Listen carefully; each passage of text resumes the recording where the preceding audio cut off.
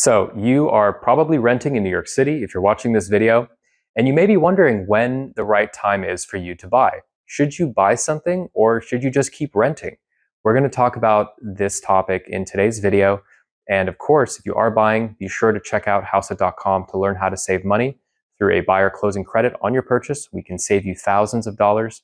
And many buyers don't realize that this is available until after they've closed when it's too late. So please don't make that mistake.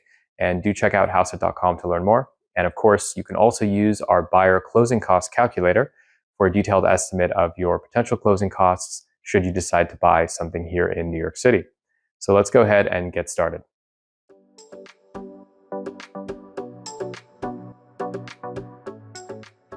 So, should you buy an apartment in New York City?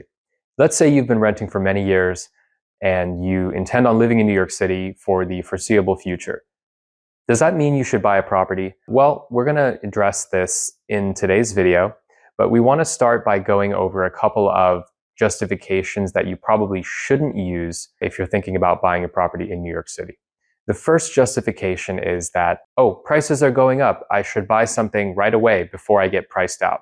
Well, we tend not to think that this is a good argument because for starters, if everyone's talking about pricing going up, you're probably in a market that's very much a seller's market. So it may not necessarily be the right moment for you to purchase. So don't get caught up in the hysteria and New York Times articles about pricing going up, because the truth is, over the long term, there are periods when pricing goes up, periods when pricing goes down. And regardless of market conditions, it's all about the particular deal at hand. In the strongest market in 2022, there were great opportunities for you to buy property with huge upside at a reasonable price. Whereas in the worst market, there are still people who are actually overpaying egregiously for properties. So the argument you shouldn't be thinking about is pricing is going up, I'm going to get priced out. If you feel that way, you're probably chasing the market, and that shouldn't be the primary driver of why you decide to buy something in New York City. So the first prerequisite we would say for deciding when to actually bite the bullet and buy is if you are a New Yorker. And by that, I mean you've lived here for many years, or perhaps maybe you grew up here and you came back. The point is, you know the city super well, and you know within you that you intend on living here for the foreseeable future, perhaps indefinitely.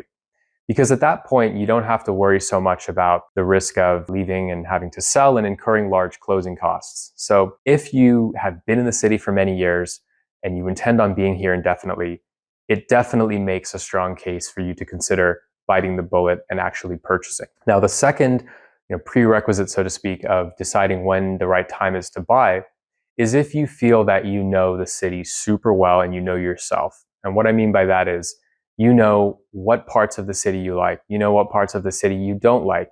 You like your current apartment, perhaps. You know the neighborhood. You feel super comfortable. Because once you've achieved that level of awareness and comfort, it truly means that the risk of buyer's remorse on your purchase will be quite low. Because again, you know the city super well, you know what you like, you know what you don't like. As opposed to somebody who perhaps just moved here 2 years ago, they don't truly know the city. Of course, there are exceptions, but in general, they might not really know the city well enough to actually decide what kind of property they want to buy and in what neighborhood. So if you like your current apartment, you've maybe been there for a year or two, there's nothing wrong with it, and you're really lamenting the idea of having to, talk about a renewal and, God forbid, having to move, then you are definitely a candidate for, basically biting the bullet and actually buying a property at this point in your life. So just to summarize, the two things we talked about thus far: number one, you are a New Yorker. You intend on being here indefinitely. There's no risk of you leaving in 2 years and having to pay 6% to sell your apartment. And number two, you are really comfortable with the city. You know exactly what you like and you know exactly what you don't like. These are two critical components in the decision-making process as to whether or not you should actually buy. Now, the third prerequisite, so to speak, is the actual deal at hand. And we alluded to it earlier, but just because you're in a seller's market doesn't mean that everything is a ripoff. Just because you're in a buyer's market doesn't mean that every property that may come across your desk is a good opportunity. Money is made when you buy and not when you sell. So regardless of anything else you're thinking about, you have to be looking at a at a good deal. And what do we mean by good deal? Well, for starters, the property has to be priced within the range of current fair market values. And this is determined by comparables. Perhaps there's a property for sale in the building. Maybe something has recently closed in the building, but at a minimum, something in the neighborhood, which is a similar type of property. Duplex, you should be looking at duplex comps.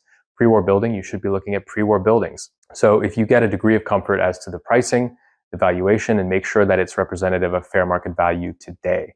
It's always possible. Sometimes, regardless of market conditions, a certain property could get bid up above what it's worth. So definitely don't make that mistake, regardless of how much you like a property. And of course, make sure that you're buying the right type of property. And what we mean by that is, condo, co-op, townhouse, there's a multitude of different things to think about. So be sure to check out our video on condo versus co-op for a little more insight into that topic. Now, I want to talk quickly about the potential for like an off-market deal. Sometimes we have clients who come to us and they may potentially have been approached by their landlord, with the idea of maybe buying the property. Maybe the landlord's looking to dispose of the asset. Sure, they could keep renting it, but they're also open to, selling it to a tenant. So sometimes the landlord will come to you perhaps before they're ready to actually hire a listing agent and say, hey, look, I'm willing to sell. And our clients often ask us, how do I approach that scenario? I like the apartment. I've lived there for a couple of years. What do I do? Well, for starters, you want to step into the shoes of the seller and think a little bit about what they're thinking. They probably have already spoken with a listing agent who's probably showered them with a myriad of comparables. So they probably have a good sense as to what the fair market value is. But the fair market value doesn't necessarily also indicate how long it will take to sell, the risk of something going wrong, like, a buyer triggering a contingency, backing out, having to start again, and sort of the emotional headache and uncertainty about how long it might take. So figure out what you think fair market value is. Try to understand their situation, how long a property is selling in that area, how much of a hassle will it be, and then also think about commissions. So, if somebody is about to hire an agent and the fair market value is, 1.7, they're going to pay 6% in most cases. So if you're about to propose off-market deal, there isn't a 6% commission involved. So in theory, you shouldn't be paying, more, you shouldn't be paying the fair market value. You should adjust that for a potential commission. And that probably should be your high watermark for pricing, to be honest. Because at the end of the day, if you offer them the net of what they would get with a listing agent, it's still advantageous for them because it's a deal in hand. There's no uncertainty about going on the market, the timing of the contract, the type of buyer. If you live there, they know you, you've been paying rent. So a lot of uncertainty is eliminated. So that's really appealing to them. So, high watermark, again, is what net of commission based on fair market value. And then perhaps you can go lower. It all comes down to, how comfortable you are with the property, how much you like it, and so forth. So that's kind of what we would start in terms of the process. And then when it comes to the initial offer, perhaps the best thing to do is just get on the phone, try to get them to reveal what their number is first.